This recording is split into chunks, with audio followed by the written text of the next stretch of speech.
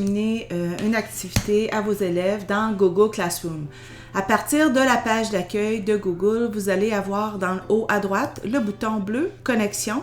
C'est à cet endroit que vous allez pouvoir écrire votre courriel, soit votre courriel Gmail ou bien votre courriel G Suite Éducation que votre commission scolaire vous aura distribué.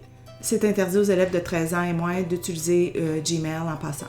En haut à droite, près de votre avatar, vous avez les 9 petits picots ici.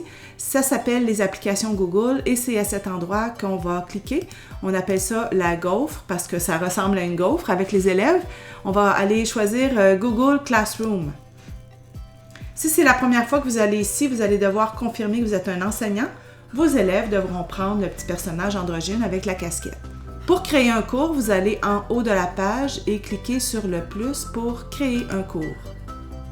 Vos élèves devront rejoindre votre cours à cet endroit et devront écrire le code secret de votre cours que vous allez leur fournir. Donc pour le moment, on va aller créer un cours. On va accepter les conditions. Je vais créer mon premier cours qui s'appellera « Test ». Une fois le cours créé, on voit dans le haut de la page ici le code du cours. C'est à cet endroit que vous pourrez afficher le code du cours pour que vos élèves puissent joindre votre cours. Une fois que vos élèves seront dans votre cours Google Classroom, vous allez pouvoir aller dans Travaux et devoirs et leur acheminer une tâche. Dans l'exemple suivant, je vais cliquer sur « Créer un devoir » afin d'acheminer aux élèves une copie personnelle de l'activité sur le système solaire. C'est sûr qu'au préalable, j'ai déjà l'activité du système solaire dans mon Drive.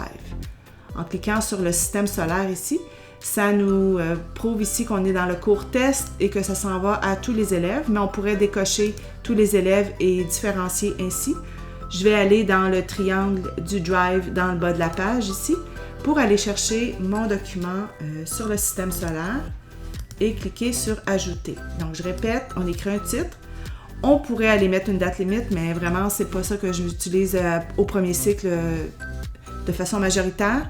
Puis, l'étape la plus importante, là, c'est d'aller dans le triangle à l'envers ici, aller changer ce qui est par défaut, consultable par les élèves, donc de choisir plutôt de faire une copie par élève. À ce moment-là, chaque élève va recevoir sa copie du système solaire. Si vous avez créé des thèmes, c'est à cet endroit que vous allez pouvoir les classer. Par exemple, en sciences, on pourrait créer un thème en sciences, mettre une date limite et des points. Mais majoritairement, j'y vais simplement. On pourrait aussi programmer le tout pour que ça parte le lendemain. Je vais cliquer sur « Publier le devoir », tout simplement.